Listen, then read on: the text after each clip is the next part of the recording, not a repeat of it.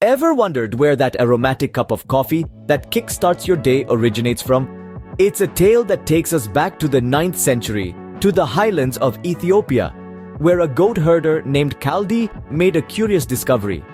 Kaldi noticed that his goats, after munching on the bright red berries from a certain bush, became unusually frisky, practically dancing on their hind legs.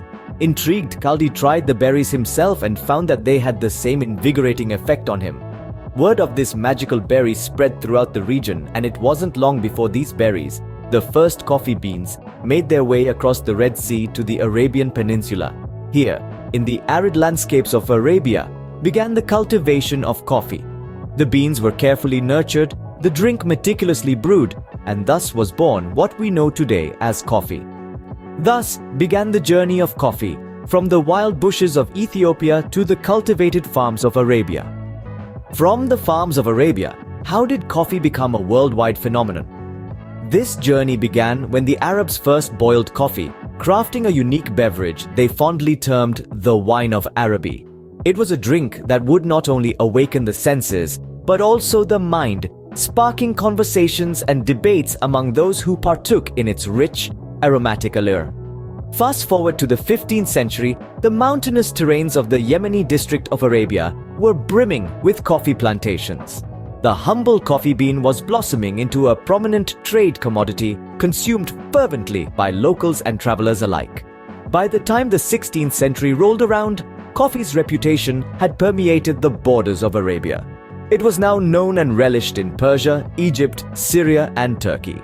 It was during this time that coffee houses, or kahvekhane, began sprouting up like mushrooms after a rain. These establishments became much more than a place to enjoy a cup of joe. They were the pulsating heart of social activity. Coffee houses, known as kahvekhane, started to appear and became a hub for social activity. The aromatic allure of coffee couldn't be confined to Arabia, could it? Not at all. By the 17th century, the intoxicating scent and invigorating taste of coffee had crossed borders and reached Europe. But this exotic beverage was met with both suspicion and intrigue. Some saw it as a threat, a mysterious drink from the East, while others were fascinated by its unique flavor and stimulating effects. Soon, Europe was buzzing, not just from the caffeine, but also from the chatter within coffee houses. These establishments rapidly sprouted across the continent, becoming hubs of social interaction and networking, where ideas were exchanged along with cups of coffee. And in a twist of fate, coffee started to replace the common breakfast drinks of the time: beer and wine. Yes, you heard it right. Coffee brought sobriety to the European breakfast table, providing a refreshing start to the day. Soon, coffee began its voyage across the Atlantic to the New World. Now, let's fast forward to the present day. How does this magic potion work its charm?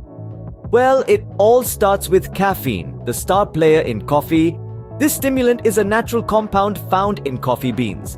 When we consume it, it blocks adenosine, a neurotransmitter that promotes sleep and relaxation. The result? We're left feeling more alert and energized. Now, let's dive into the journey of the coffee bean. It begins on a tree where the coffee cherries grow. These cherries are picked, usually by hand, and the coffee beans are extracted. Once the beans are dried, they're ready for the next step, roasting. This process transforms the humble green beans into the dark aromatic ones we're familiar with.